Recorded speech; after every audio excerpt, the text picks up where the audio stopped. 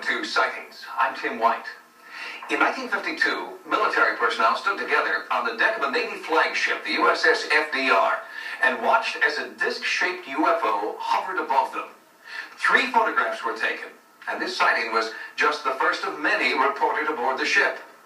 Despite vehement denials from the Navy, many people who served on the USS FDR believe that she was a UFO magnet. Sometime in late July, early August of 1952, as an ensign, I saw a bright light at the forward of the bow on the right-hand side, which would be the starboard side. The ship was on a shakedown cruise near Gitmo, Cuba. And I was down below decks. It was maybe approximately 8, 9 o'clock in the evening, it was. And this buddy of mine, Vince, who's seen a bunch of men coming from the engine room compartment running up topside on a ladder, said, "Red, let's go up there and see what's going on." So I follow these guys up 3 or 4 decks up to the flight deck, and we're watching this little object, like a light, that was following our ship. And then it came out of the sky at us. My friends called me to come outside, and we observed a great light quite high in the sky. It looked like a star, but was much brighter. The light tracked at a high speed and came to a stop, altered direction, and accelerated to a high speed, stopped again, and it proceeded across the sky in this manner until it disappeared into the moonlight. These 3 men, Robert Coburn, Chester Gruzinski, and John Lawrence, all served on the USS FDR.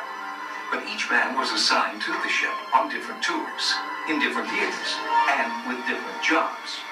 And yet each man saw the same thing sometime during his service, an unidentified flying object tracking the Navy aircraft carrier through the sky. Others stood with them and witnessed the same events, which occurred over a 10-year period.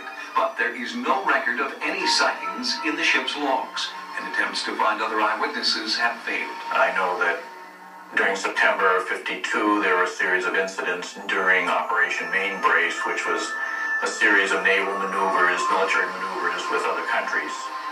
And during those maneuvers, there were a number of UFO incidents reported, one occurring in connection with a fighter jet, which had been followed by an unidentified flying object. Barry Greenwood is the research director of CAUSE, Citizens Against UFO Secrecy. He is also the co-author of the UFO Cover-Up. Greenwood has collected photographs of UFOs taken in 1952 from the deck of the flagship for Operation Mainbrace. They were taken aboard the USS Franklin D. Roosevelt. On September 20th, a newspaper reporter was on the flight deck of the carrier. He had a color camera with him. And he said he turned down the flight deck and noticed a group of guys looking up into the sky. He ran down there and noticed a large spherical object hanging in the air. Everybody was looking at it, so he had his camera. He decided to take some shots. And when he ran the exposures, he said the object accelerated, took off at high speed, disappeared. They thought it was a balloon initially. So the brass called the various other ships in the area, asked about a balloon. Nobody launched a balloon. Nobody knows anything about it. They listed it as an unknown. Possible balloon, but nobody knows where it came from. It was quite obvious that we had seen something. We don't know what it was. We knew that it couldn't be an airplane because an airplane could not start and stop. The rate of speed was too high, too fast for a helicopter, and it was too erratic a pattern track for a weather balloon. Leon Treadwell also served on the USS FDR in the 1950s. He recalls a UFO encounter he witnessed, along with several other men, while on anchor watch in Rio de Janeiro. 2 ships, or appeared to be ships, one above the other, maybe about 200 or 300 feet separated the 2 of them, and the counter-rotating lights. And all of a sudden a fireball dropped between the upper ship to the lower ship. Nobody knew what the devil was going on. There was actual radar contact on these vehicles. This painting depicts what Leon claims he and several other sailors saw on board the USS FDR that night. Several officers These are represented as divisional departments. They couldn't believe what they were looking at. Everybody signed a release statement that nobody outside of CIC would say anything about this for at least 15 to 20 years. The CIC, the Combat Information Center, is master control for any Navy aircraft carrier. Here is where radar, mapping, target searches, and operations are conducted.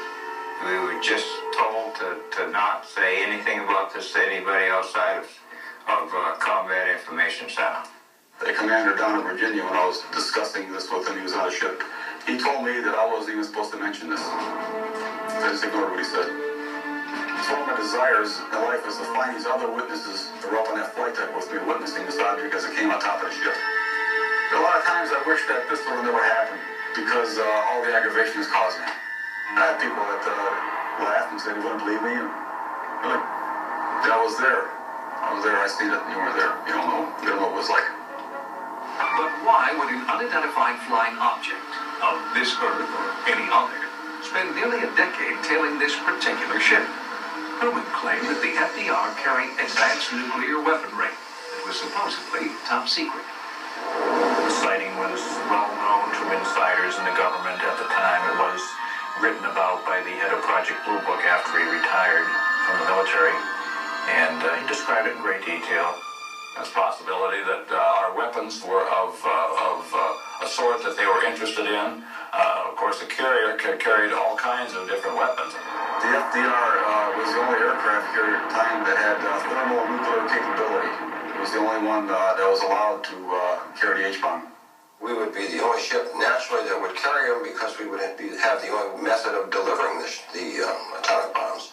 Since World War II, there have been a number of UFO sightings linked to nuclear storage and transport facilities. But these reports remain unsubstantiated, in large part because the government organization best equipped to investigate the sightings, the U.S. military, refuses to do so. I think they are probably covering up the incidents with the FDR because they're covering up all incidences of UFO sightings. I won't rest till I find somebody else that was on that flight deck with me to witness that same thing I did. The experience of the crew members aboard the USS FDR may not be unique. Sightings is currently conducting an in-depth investigation into charges that UFO confrontations have occurred at 3 different military bases where nuclear weapons are stored. We'll bring you the results of that investigation on a future edition of Sightings.